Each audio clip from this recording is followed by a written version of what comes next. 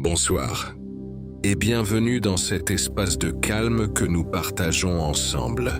Ce soir, je t'invite à t'installer confortablement, à relâcher le poids de la journée et à laisser ton esprit s'ouvrir à un voyage paisible au cœur d'un monde fait de douceur, de silence et de lumière. Ferme doucement les yeux, respire profondément et laisse-toi guider vers le jardin de brume. Il existe loin de tout et hors du temps, un endroit que l'on ne peut atteindre ni par la route, ni par la mer, ni par les airs. Cet endroit ne figure sur aucune carte. On ne le trouve pas parce qu'on le cherche, mais parce qu'on est prêt à le recevoir. Cet endroit, on l'appelle le jardin de brume. Il ne se situe ni tout à fait dans le monde réel, ni tout à fait dans le rêve. Il flotte quelque part entre les deux, dans une brume douce et silencieuse, au sein d'un territoire où l'esprit fatigué vient déposer ses fardeaux.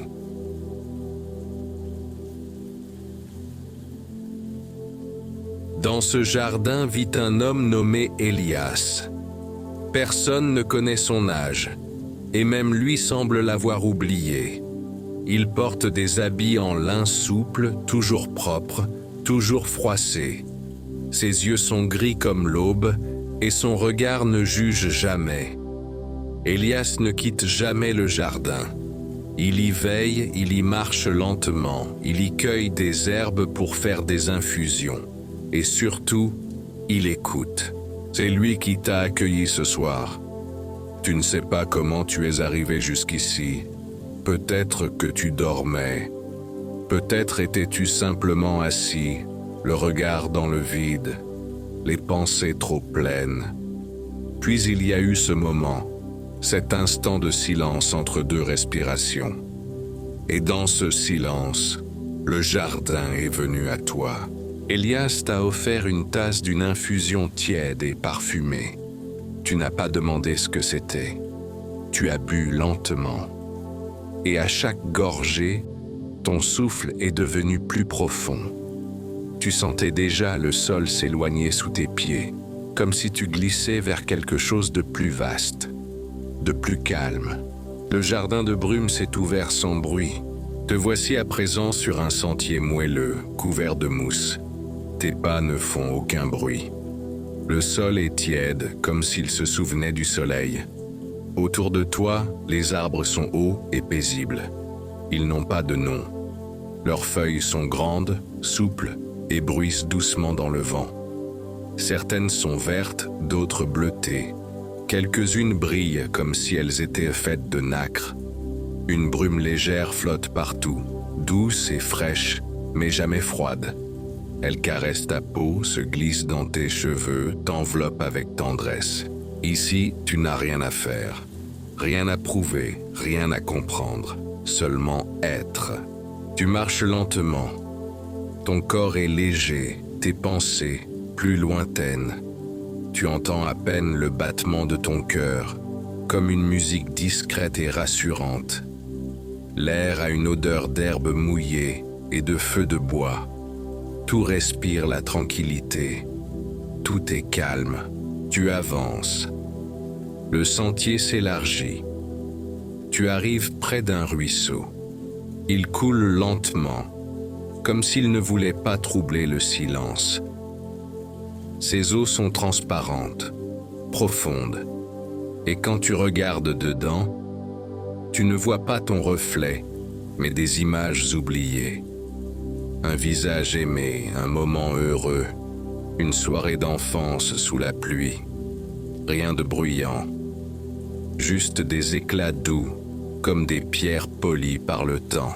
Tu t'assieds au bord du ruisseau. Le sol est souple. Tu sens la mousse sous tes doigts. Elle respire, elle aussi. Elle vit. Tu fermes les yeux. Tu écoutes. Le murmure de l'eau. Le bruissement des feuilles. Ton propre souffle. Lent. Tranquille. Un moment passe. Ou peut-être une heure. Ici, le temps est un animal endormi. Il ne court plus, il s'étire. Quand tu ouvres de nouveau les yeux, la lumière a changé. Elle est plus dorée. Le jardin tout entier semble baigné dans une clarté tiède, comme au cœur d'une fin d'après-midi éternelle. Tu te relèves, sans effort, et reprends ton chemin. Tu passes sous une arche de branches entrelacées. De l'autre côté, le paysage se transforme. Une clairière s'ouvre. Au centre, un bassin rond, entouré de pierres blanches, lisses comme du marbre. L'eau est immobile. Elle reflète un ciel étrange, où deux lunes flottent côte à côte comme deux yeux fermés.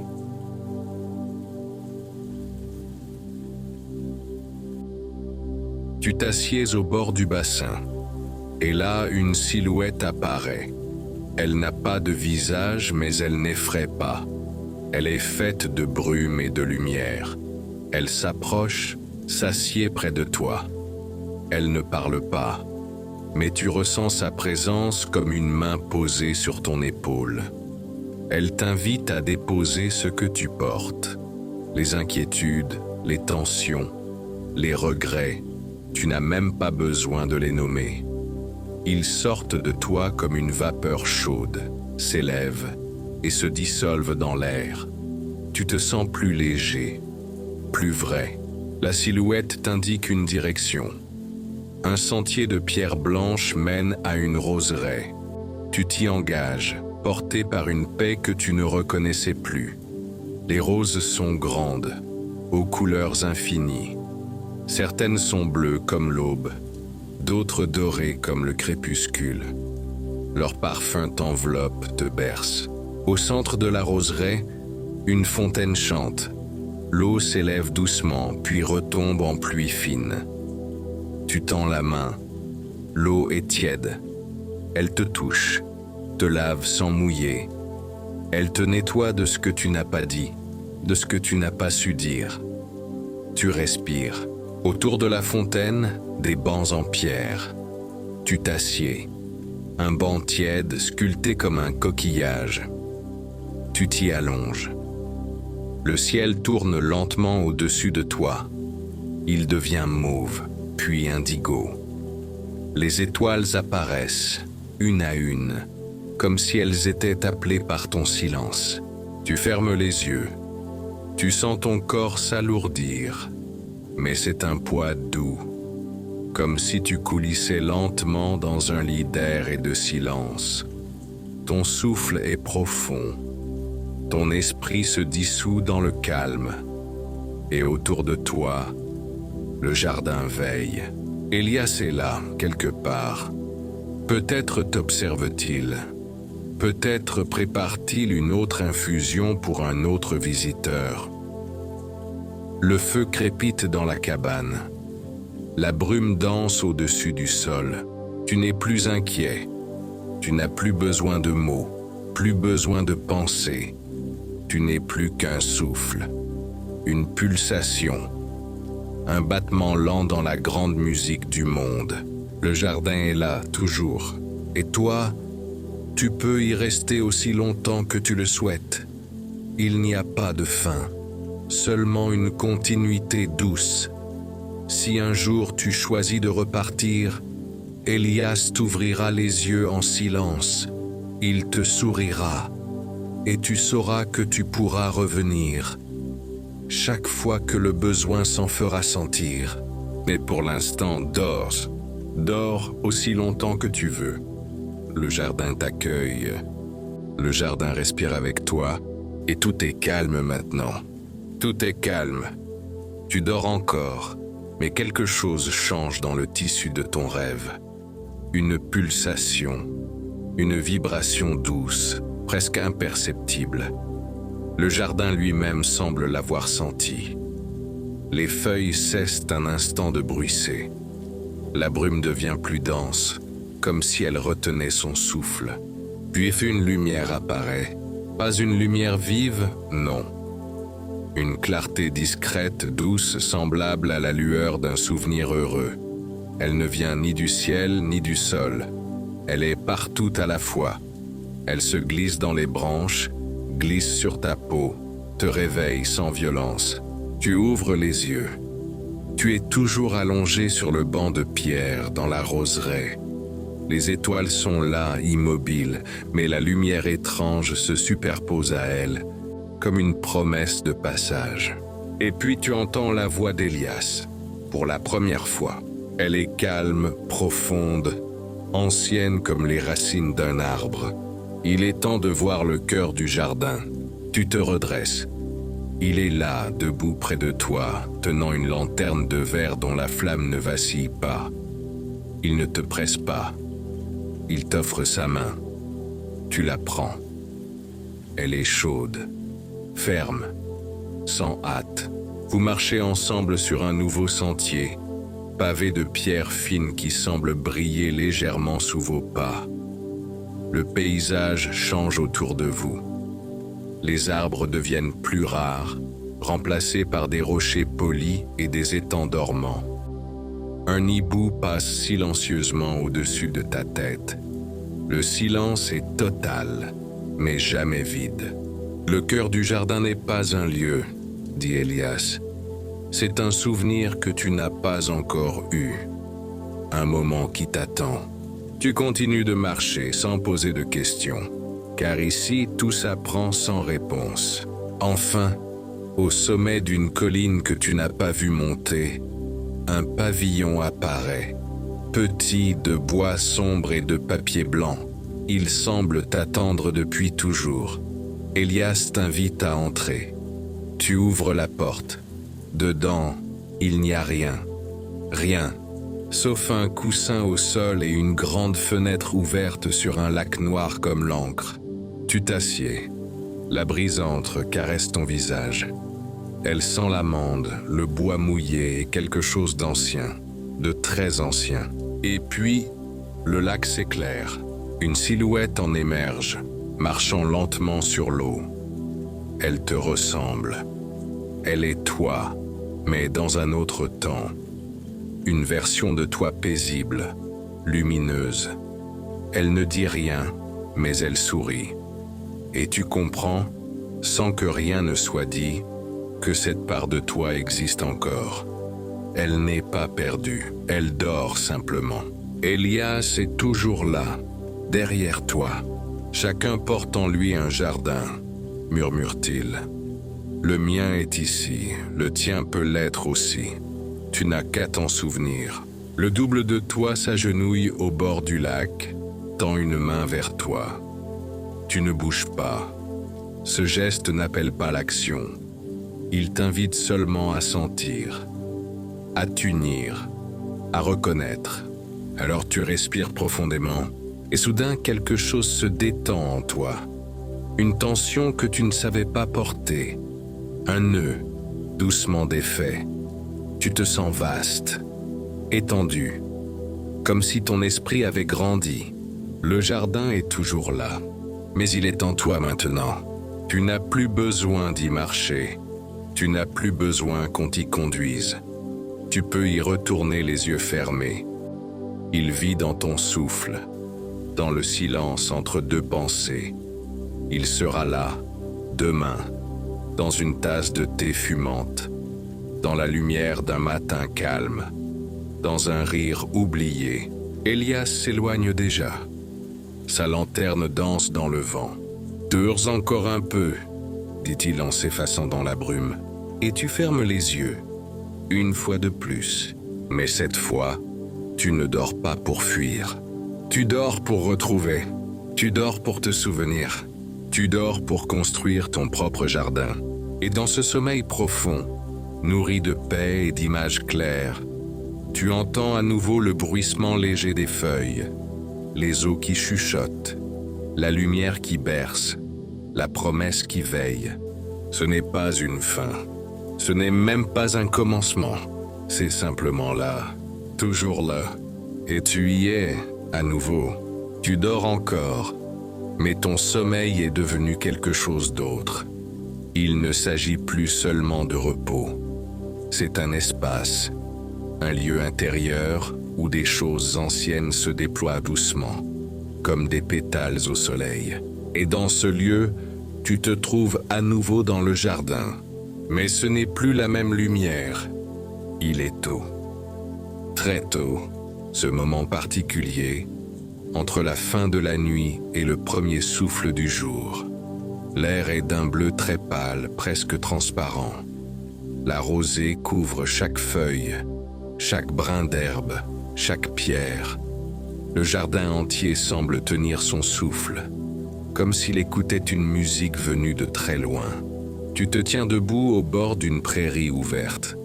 Devant toi, la brume s'élève lentement, révélant un champ de fleurs aux couleurs calmes, des lavandes pâles, des blancs laiteux, des bleus légers.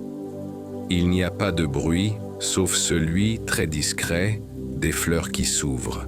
Et tu comprends que tu n'as pas été simplement invité ici. Tu as été appelé. Une présence se fait sentir. Pas Elias cette fois. Quelqu'un d'autre. Une silhouette s'approche depuis les collines, marchant avec la même lenteur que la brume. Elle est grande, vêtue d'un long manteau couleur d'écorce. Ses cheveux sont gris d'argent, attachés en tresse sur son épaule. Elle marche pieds nus.